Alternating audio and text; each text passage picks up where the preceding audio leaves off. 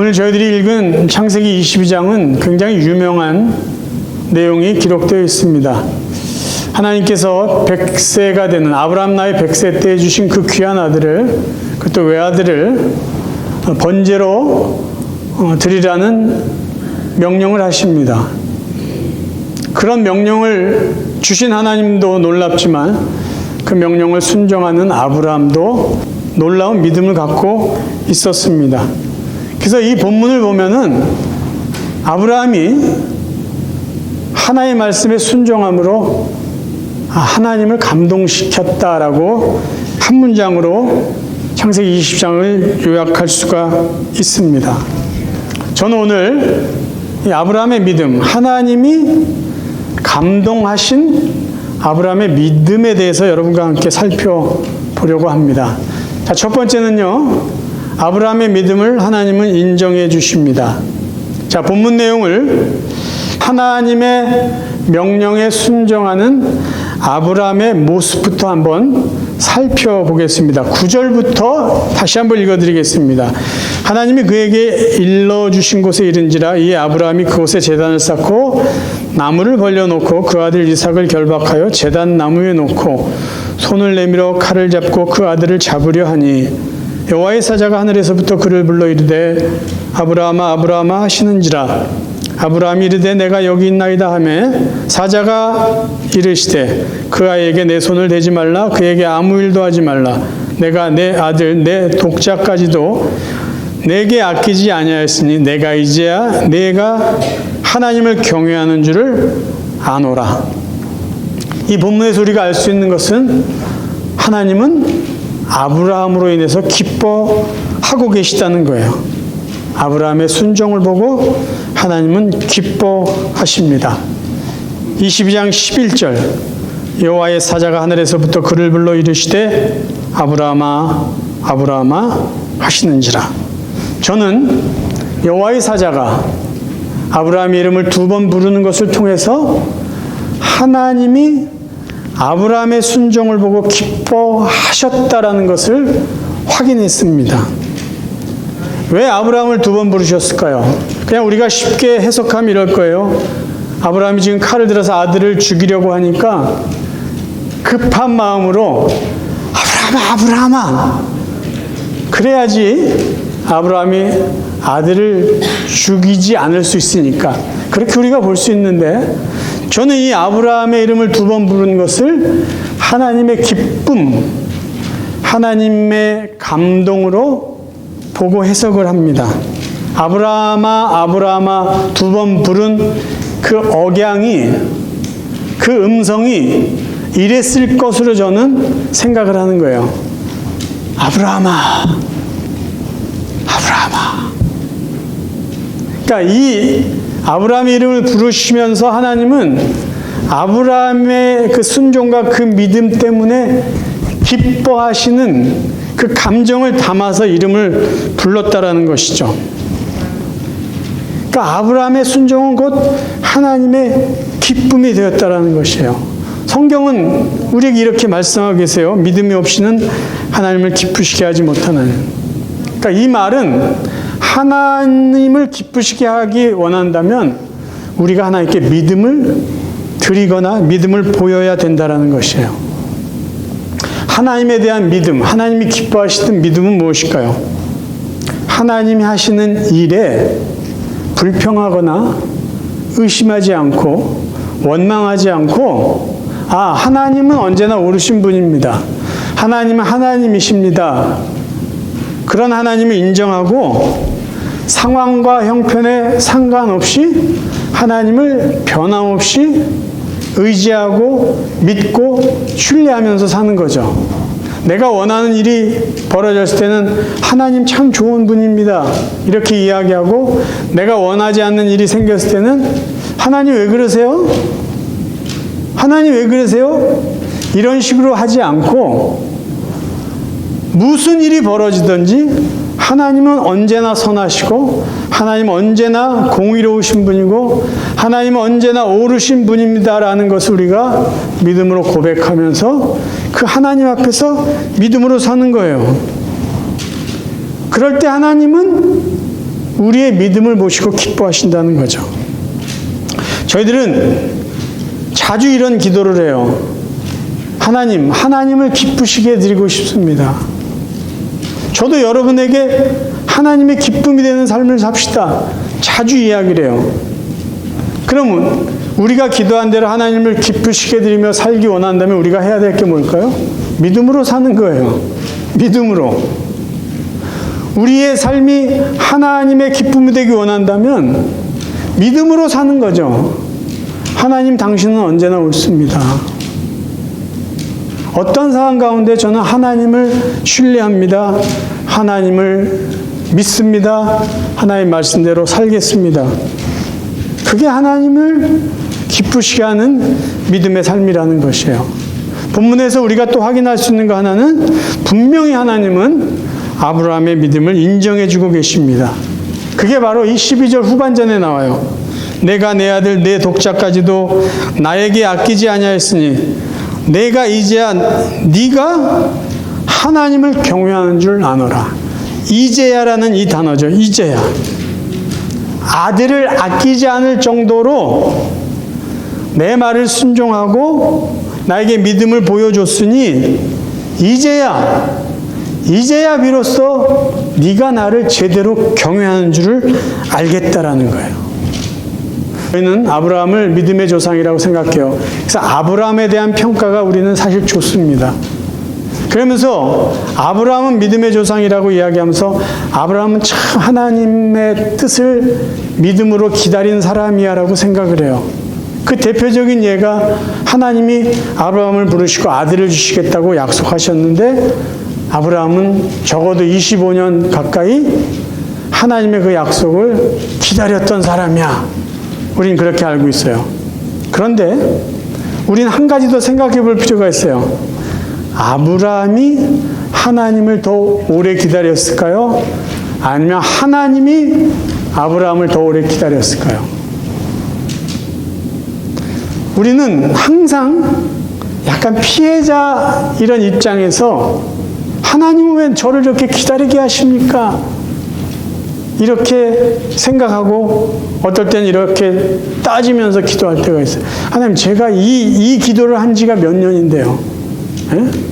아니, 하나님 언제까지 제가 기다려야 됩니까? 아마 아브라함도 그랬을 거예요.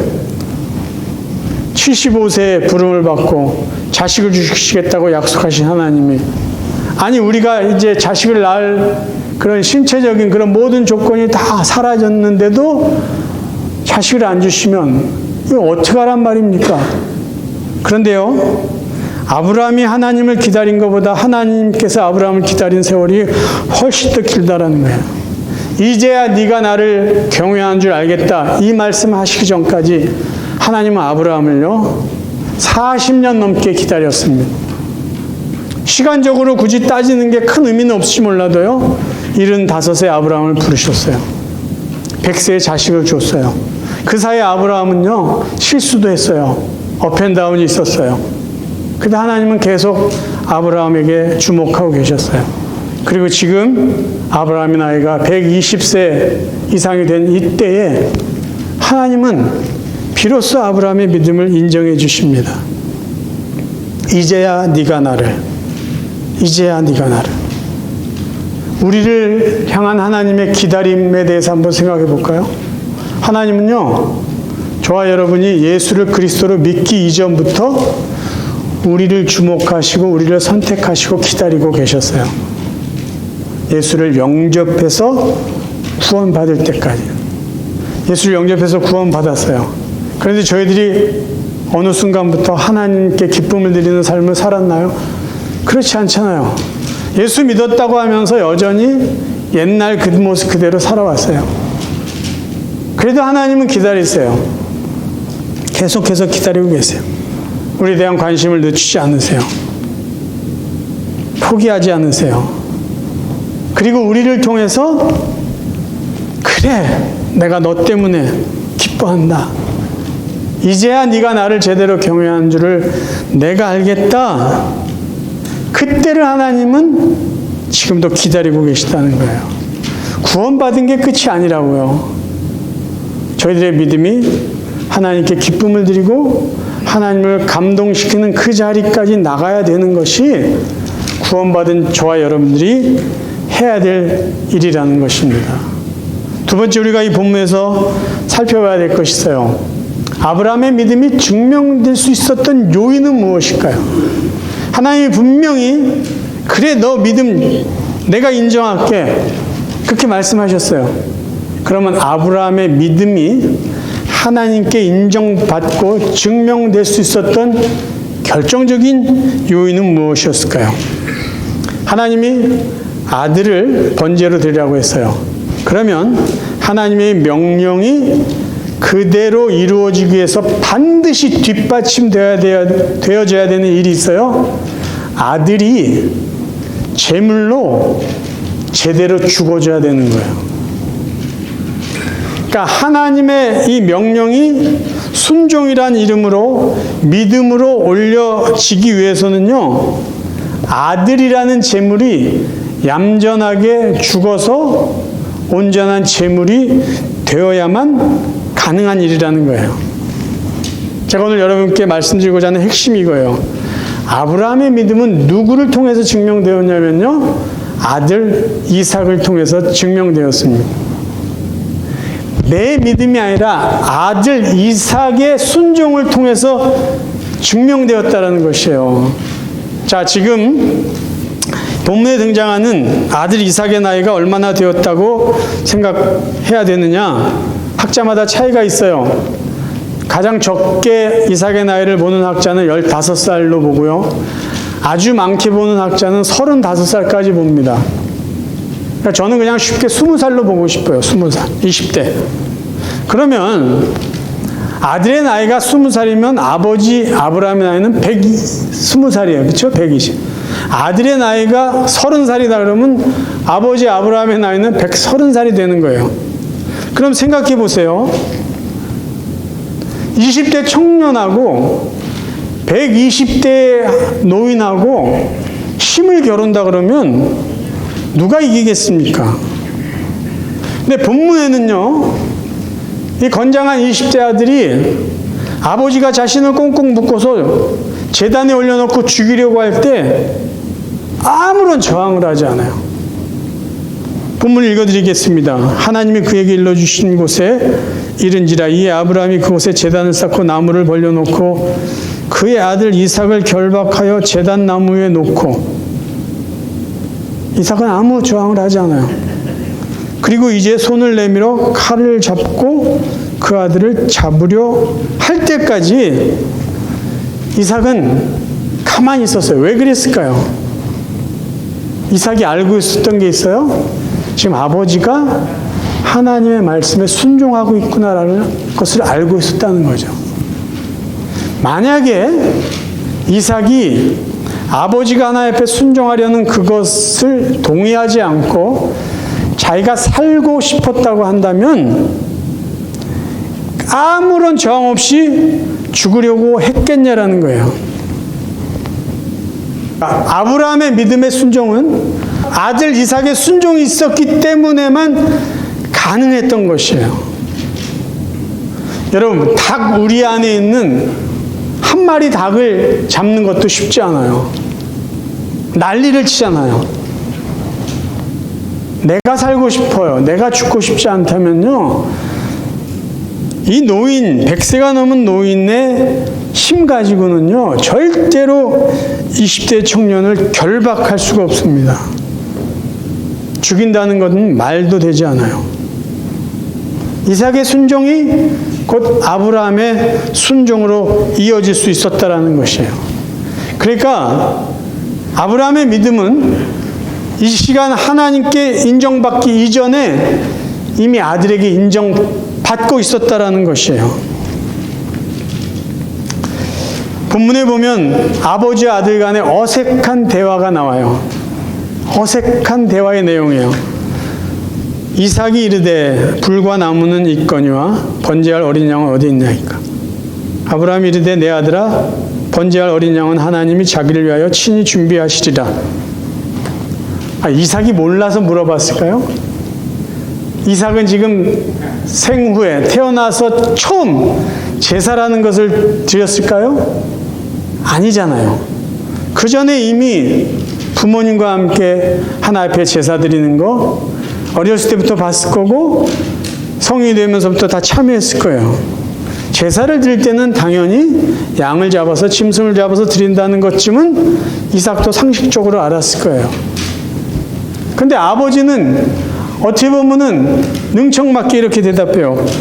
하나님이 양을 준비해 주실 거야. 하나님이 양을 준비해 주실 거야. 그렇게 대답하는 아버지의 마음이 편치 않았을지 몰라요. 그런데 놀라운 것은요, 정말 놀라운 것은요, 조금의 시간이 지나자 아브라함이 했던 말 그대로 이루어집니다. 22장 13절 아브라함이 눈을 들어 살펴본 즉 한 수양이 뒤에 있는데 뿔이 수풀에 걸려 있는지라 아브라함이 가서 그 수양을 가져다가 아들을 대신하여 번제로 드렸더라. 저는 이런 상황을 한번 마음으로 그려봤어요. 하나님이 야 정말 고맙다. 네가 나를 기쁘게 하는구나. 이제야 나를 제대로 섬기는구나. 그런 대화가 있은 다음에 저기 수양이 하나 있네? 그래서 그 수양을 가져다가 뭐 각을 떴는지 그건 잘 모르겠어요. 그런데 그 수양을 잡아다가 제단에 올리면서 아브라함이 아들 이삭을 보면서 이렇게 말했을 것 같아요. 눈을 마주치면서 봤지? 봤지? 하나님이 준비해 주신다고 내가 말했지. 처음에 어색했던 대화는 정반대의 상황이 이루어진 거예요. 여러분, 하나님은요, 믿음으로 사는 사람들에게 어떤 은혜를 주시냐면요, 하나님이 미리 준비해 놓으신 은혜로 살게 하십니다. 다시 말씀드릴게요. 믿음으로 사는 사람들은 하나님이 어떤 은혜를 주시냐? 미리 예배해 놓으신 은혜로 살게 하신다는 거예요. 믿음으로 사는 부모님들은요, 자녀들에게 절대 부끄러움을 당하지 않습니다. 자녀들에게 절대 무시를 당하지 않아요. 보세요. 하나님이 준비해 놓은 수양이 있을 거야. 하나님은 수양을 통해서 제사를 받으실 거야. 믿음으로 말했어요. 그 자식 앞에 아버지 아브라함은 당당할 수 있었어요. 자녀를 키우는 부모 입장에서 자녀들에게 믿음으로 인정받는다. 이게 얼마나 어려운지 제가 알아요. 얼마나 어려운지 알아요.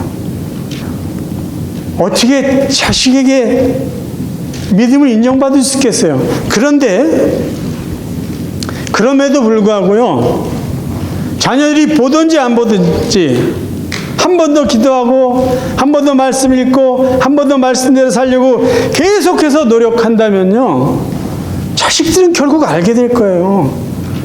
아, 우리 아버지도 우리 어머니도 믿음으로 사는 사람이구나.